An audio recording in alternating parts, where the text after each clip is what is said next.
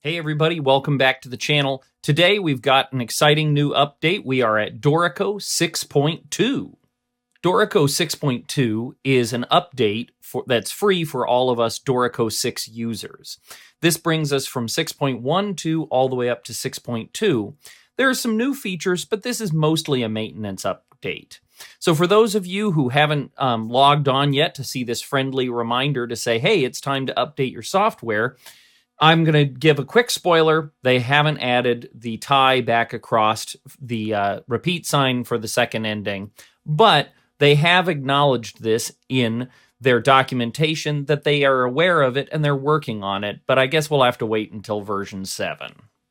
Now, depending on your configuration, you're going to have to go to the friendly Steinberg download assistant and install the software. As you can see here, I'm busily awaiting the update to install on my computer. But while it's doing that, let me highlight a couple of the cool new features that Dorico did add in 6.2. In Dorico 6.2, they've done a lot with repeat sections. Specifically, if you have a repeat bar that goes back to a new time signature or key signature, you can now have Dorico automatically put in tracking as well as a cautionary clef and or time signature key signature. These new features in Dorico are actually now automatic, and if you would like to turn it on, there is a checkbox under the engraving options for tracking the changes. Now, by default in new documents, these new behaviors of the repeat signs, including these cautionary, clefs, key signatures, and time signatures, will actually track in your document. So you won't have to do this manually.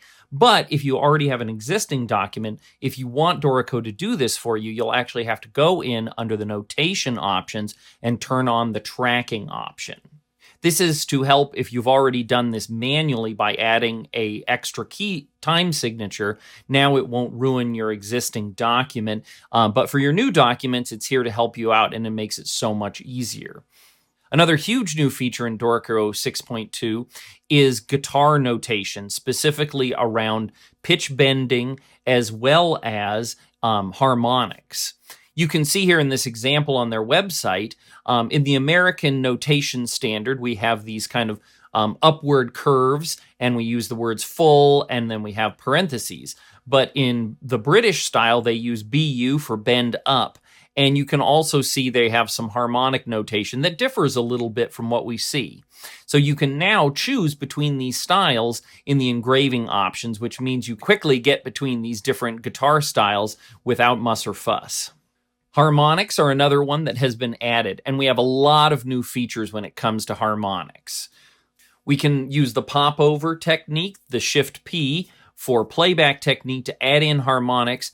And if you go to the actual Dorico help menu or to the version history, they've added a great new table here that shows you all of the typing commands so you know exactly how to enter in these harmonics and what the result will be. I have a link to this document in the description below, so if you want to download it so you can have quick access to it, it's there for you.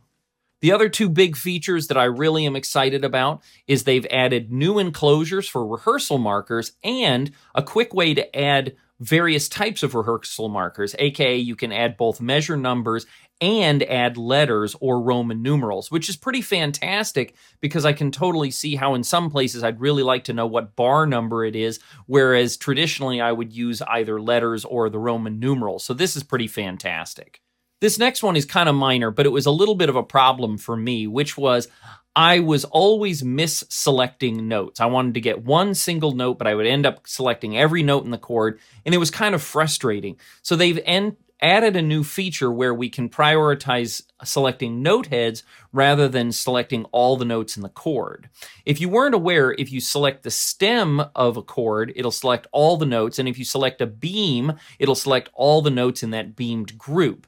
And now it's a little more sensitive, meaning if you're just barely off of the note head, it'll grab the note rather than grabbing the stem. So you have to be a little more careful if you're used to using that stem selection. But for me, where I'm almost always trying to get one single note head, this is pretty fantastic. So let's see how these look in action. All right, you can see down here that we are updated to version 6.2.0. And so let's go ahead and open up a document and check some of these things out. Okay, so now if we go under the engraving options in Dorico, we'll see that we have some new features here. Under rehearsal marks, you'll see that I have some new options for the enclosures. You can see I have rectangle, rounded rectangle, circle, and no enclosure. And I have the same for bar numbers as well as for the numbers. You can see I also have the ability to turn up the line thickness of those enclosures, and also some options for updating the size of the circles and some minimum distances for things like the roundness of my rounded corners. This is really nice because although the squares are just fine, it is really nice to add some flair to your music. So I'm really excited about this new feature. You can see here under the harmonics section, we have options for how we'd like the harmonic to be displayed on our tab staff. So you can see we have diamond enclosures versus none. We have the no line as well as the NH line. And then we also have this way that we would do artificial harmonics as well as pinched harmonics. For those of you who do tab work, I'm sure this is going to be a huge time saver. And it's definitely something that is a huge increase for doing guitar notation here in Dorico. Now, under the notation options, we have our new options for the repeats and the way that they are used in Dorico. So you can see here under repeats, here we are, the clefs and key signatures. This is where Dorico will track that, so it will automatically put in cautionary clefs, key signatures, if you're going to repeat back to a section with a change. And finally, under the layout options, we have our option for how we would like Dorico to deal with repeats in our document. Now you can see here, because I have not enabled tracking, I can't actually use these features in Dorico. So let's go ahead and turn that on so we can see what this looks like. So now you'll see that it gives us the option to show cautionary items at repeat sections, including DSs and codas. And you can see we can have the option to show in parentheses, or we can show it without. It's nice in the display that it'll show us what this looks like before we find it in our document. Now, this is, I'm sure, a small thing for some people, but it is awful handy to know about. When it comes to our guitar notation, we do have some really cool options that need to be accessed from either the popover tab where we would enter them, or from the properties panel down on the bottom of the page. To do this, though, I want to go ahead and turn on the tab staff for you. If you haven't done this yet, it's under Players and Fretted Instruments in the Layout option. So I'm going to go ahead and turn on Notation and Tablature. Now you can see that I can have the tablature show rhythms or not, and there's also a transposition for things like using capos and frets. Okay, so you can see here we have our notation. So let's go ahead and add a harmonic to one of these notes. So to get quick access to the harmonics on our stringed instrument, if we go down here to the Properties tab and pop it up, you'll see there is a Harmonics tab. And if you turn on the type, you can see we can have artificial or natural. Now, obviously, a B flat can't be done naturally, but if I make it a B natural, then we can have a regular one. You can see it updates the tablature and the notation for us automatically. We can also choose the style for pinch versus sounding versus stopped. They also have the partial. We also have node harmonics. And we also have the show the sounding pitch. And what this does is it allows us to see the note that's actually going to play, which is the parenthesis note here, as well as the harmonic diamond. And the accidental puts the accidental that would actually be on the note head itself onto the harmonic diamond as well. So we have a lot of really great features here in Dorico for entering these.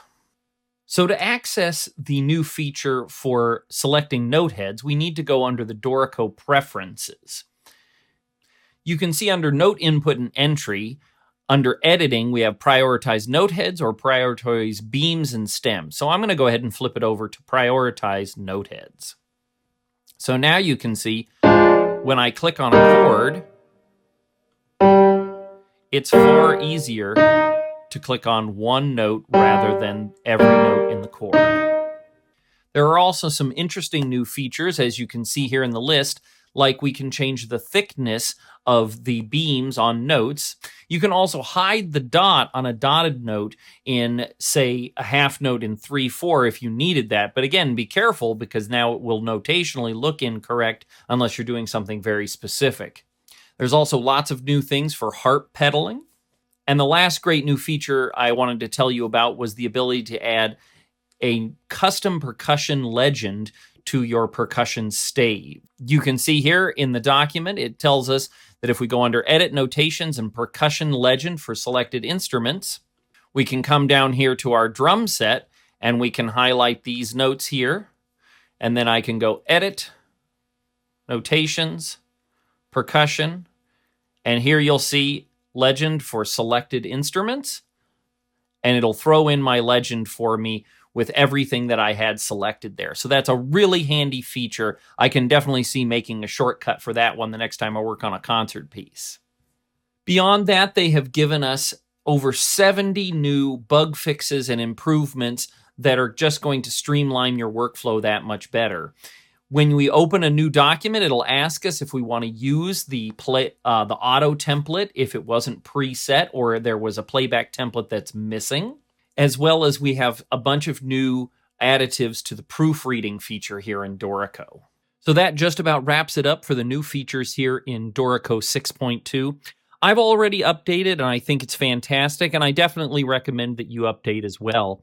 I've been really impressed with the way Steinberg's been keeping up with the updates on the software, and I hope they keep going. And I'm really looking forward to version 7, where we can possibly get some updates to the way chord symbols are edited, some more features like the ties across the repeat sign, please, please, please, and some other things like that.